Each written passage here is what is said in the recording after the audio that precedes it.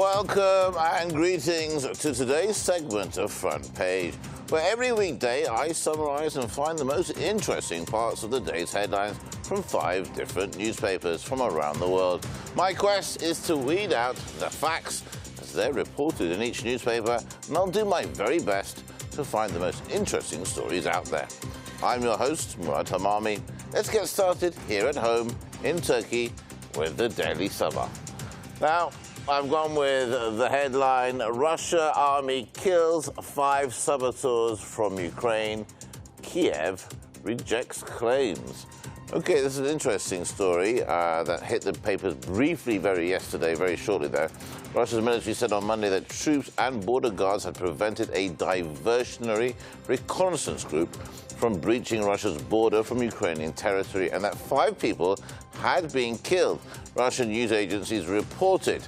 Ukraine rejected the report, calling it fake news, and said no Ukrainian forces were present in the Rostov region where the incident was alleged to have taken place. Earlier on Monday, Ukraine dismissed a Russian claim that its forces had shelled a border post, denouncing it as I said, fake news and designed to inflame tensions. Now, video released by Russia's Federal Security Service showed a small, apparently one-room shed with its roof and walls caved in and a Russian flag leaning against the strewn debris. The claim, of course, increased concerns that Moscow is seeking a pretext to justify its military buildup on the border of Ukraine, which U.S. intelligence says is an invasion force. But Ukraine's spokesperson for its joint military operation against Russia-backed separatists in eastern Ukraine was unimpressed by the Russian allegation. Ukraine's defense minister sought to project calm on Monday, saying that they aren't seeing invasion or imminent, despite U.S. President Joe Biden's assertion that last week that the Kremlin has made a decision to roll Russian forces into Ukraine. We know we're going to be talking a lot about this over the next program and throughout the day, but let's take a look at this first report.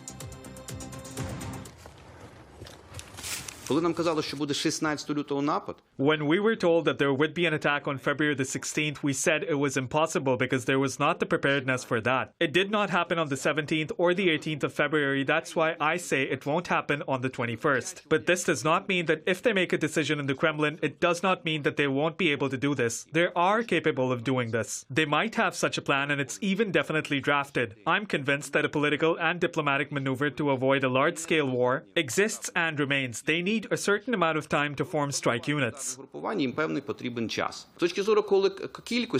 As for the number, according to our information, there are 9,000 representatives of Russian armed forces, including equipment, hardware, and missile weapons. But I want to note that there is not the amount of forces necessary to attack Kiev from the Belarusian side. As some people say, excuse me, but it sounds ridiculous to me. But it works in terms of threatening us, scaring us, and creating the circumstances of such entrapment. A few thousand people were taken out in half-empty buses that were cruising back and forth. In reality, people were not leaving anywhere and were not leaving their homes. According to our information, nightclubs continued working in Donetsk. The thing that was scaring locals was the siren that was switched on every 30 minutes. And people called the control side and we just heard what was going on. They are creating a system of terror and fear in that area. Welcome back here into the studio. Okay, let's move on now. We've got quite a few newspapers to get through, actually 4 more. Let's take a look at the Guardian Australia version, though, not the UK or the international version. This is more specific to Australia. The headline reads, Mike Cannon-Brookes dismisses PM's suggestion that coal plants should run to end of scheduled life. Of course, this is a lot to do with climate change. Now, there's a group called Atlassian, and he's a founder, and AGL, his name is Mike Cannon-Brookes, and he says that the existing listed closure dates of Australia's coal plants, supported by Scott Morrison, are not realistic and don't reflect the economic life of those assets. Mike Cannon-Brookes has rejected a suggestion that Scott Morrison, he's the PM, of course, of Australia, that a plan to shut AGL energy coal power plants early would push up electricity bills, with the tech billionaire arguing fossil fuel generators are increasingly unreliable and new solar and wind lowers prices for consumers. The Prime Minister said that the government wanted coal plants to run until the end of their scheduled operating life, and he was very committed to sweating those assets to ensure a reliable electricity supply at affordable prices. Let's face it, those coal plants aren't exactly winning awards for reliability, said Cannon Brooks, the co-creator of the software company Atlassian and one of Australia's richest people. He told The Guardian that Australia is still battling on when to switch to green energy, especially as current electricity prices are going through the roof. Right. That's what Australia's battling with. Let's stay in the region. Let's stay in the same part of the world. Let's move to China, and let's see what China's talking about. And I've chosen for you the Global Times. Of course, they've just ended the Olympics there. They've wrapped that up. We spoke about that yesterday. But moving on today, they've gone with a side headline: China engages with world inclusively 50 years on. Now, I'll tell you a little bit about this. Monday marks the 50th anniversary of former US President Richard Nixon's ice-breaking historic visit to China, which kicked off the normalization process of China-US ties and laid the foundation of the formal establishment of bilateral diplomatic ties in 1977. However, on this day, the atmosphere in China and the US is very different. Now, joining me to talk about this article and to give us a bit more background on it is political commentator based in Beijing, Zhu Qidu. Zhu, good to see you, sir. Thank you so much for joining me here on Front Pages. Now, Thank you, Mark. Glad to be here. This is an interesting take. China, 50 years on, marks the day when Nixon first came. It looked like that China and the US were going to be friends, but it hasn't worked that way. Tell us about this article. Well, I would argue otherwise, because for Nixon, starting the China relationship at that time, engagement policy with China, mostly the concern at that time was really to build a tie with China against the former Soviet Union. It's like a triangular relationship when two of them join together against the third party, and then they become stronger. Of course, that played a role, possibly, in the collapse of the former Soviet Union. But anyway, nowadays in the United States, as you pointed out, some people are thinking, oh, probably we should never had this Nixon visit to China, initiating this engagement policy with China. But that's mostly, considering the relationship from a strategic competition point of view. In China, it's a bit different. Most people would say Chinese leaders at that time, Chairman Mao and Premier Zhou Enlai, and Nixon and Kissinger, with a vision, they made a huge decision to bring the two, now largest countries together and to build this strong relationship, which lasts today, despite all the problems. If you look at the trade, if you look at this people-to-people relationship between the two countries, it remains resilient and very strong, despite this trade war started by Trump regime over there. If you look at the numbers, for example, some people would complain about the China-U.S. trade. They say, because of the outsourcing China-U.S. factories, they moved to China, or China somehow, they have more jobs, the U.S. has less jobs over there. But this trade by nature is mutually beneficial.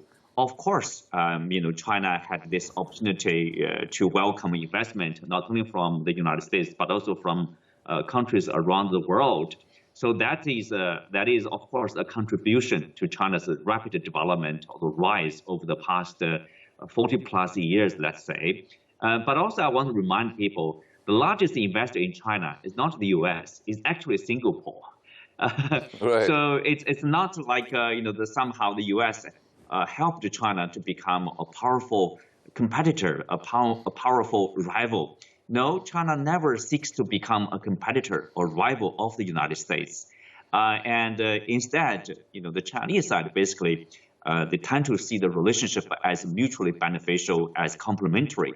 For example, last year, if you take a look at the numbers, the trade between the two nations, for example, it surged by 27%. That's a huge number, I would say. 27%, reaching some $756 billion, the total volume between the two countries. That means there's a strong need from the Chinese side of U.S. products and services, and also there's a strong need from the U.S. about import from China. Currently, there's we know that the tariffs remains on some hundreds of billions of dollars of Chinese export to the U.S. But somehow the Biden government is continuing some of the policies from the Trump government. That is, the tariff is part of them. I don't think that's good because it's bad to the Chinese companies, it's bad to U.S. consumers, and there are a lot of surveys and calculations that say U.S. consumers and this the U.S. companies paid most of the tariffs. So, if you look into the future, these two probably most powerful countries, nations, I think countries around the world would expect them to handle their relationship in a way that is that will stabilize the whole international community, and trade is an important part of that effort. Indeed, Zhu. Thanks so much. Really appreciate it. Short and sweet and to the point. Always a pleasure to see you, sir. Thank you and take care. There you go, Zhu Kendo in Beijing, giving us an update on how things are panning out and what they're reported on in the global times out there. Right, let's move on. We've got a couple more newspapers to get through, and we don't have a lot of time. The next newspaper is the New York Times. The New York Times has gone, of course, we're talking about Ukraine, but let's say take a slightly different twist to it. U.S. and its allies considering timing and scope of response. How are the allies going to react? How is the U.S. going to react? Russia's decision to order, of course, troops into Ukraine on Monday presented the United States and Europe with the challenge of deciding how quickly to move in imposing stiff sanctions on Moscow, seeking to balance punishment, deterrence, and maintain unity among the allies. That response will include at least some sanctions, a White House official said late Monday in response to Moscow's decisions and actions. But officials declined to provide details about how far Mr. Biden and his allies planned to go in punishing Mr. Putin. The harshest of the sanctions that the administration officials have reviewed in recent weeks include cutting Russia's largest banks off from the global economic system, starving Russia's heavy energy of semiconductors and other advanced technologies, and if it comes to it, arming an insurgency of Ukrainian fighters for their freedom. Okay, that is the New York Times. Let's move on because we're on to our very last paper today, and that is from the UK and the Daily Telegraph. Putin warns of bloodshed as he moves troops into Ukraine. This is the main story. This is the story everyone's talking about. What does it mean? Vladimir Putin last night warned of bloodshed after he recognized the independence of the two breakaway regions in eastern Ukraine, raising fears of a full-on invasion. The Russian president accused Kiev of carrying out genocide in the self-proclaimed republics of Donetsk and Luhansk in a televised address to the nation. In an ominous speech that lasted almost an hour, Mr. Putin said that the Ukrainian government was sure to seek nuclear weapons with the assistance of the West. He accused the West of holding a knife to the throat of Russia, and he called Ukraine a U.S. colony with a puppet regime. Now, afterwards, he signed a decree that recognized the independence of the Russian-speaking separatist regions, which have been under effective Russian control since Russia stoked a separatist war there in 2015. In Mr. Putin's eyes, it could create a legal basis for Russian army to move across the border into the Donbas region and engage in direct conflict with Ukrainian forces, dashing months of Western diplomatic efforts aimed at averting an invasion. Mr. Putin last night deployed Russian military to maintain peace in the Donbas region. Now, the live televised or television feed cut to footage of him signing two decrees, one recognizing the Donetsk People's Republic and the other recognizing the independence of the Luhansk People's Republic.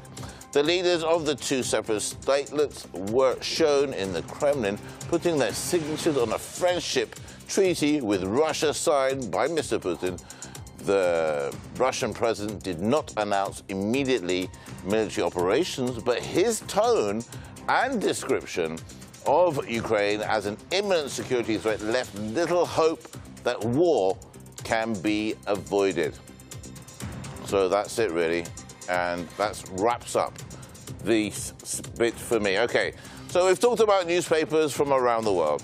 We've gone from the US and how they've reported on it. We've talked about especially this Ukraine crisis. We've talked about how things are in Australia as they talk about climate change. China is talking constantly about US trade there. The Ukraine and Russian tensions are up. And I've given you those 5 headlines. I'm trying to give you a synopsis of the top stories. Be sure to tune in tomorrow at the same time when I'll be here giving you a synopsis of the front pages from around the world. I'm your host, Murad Hamami.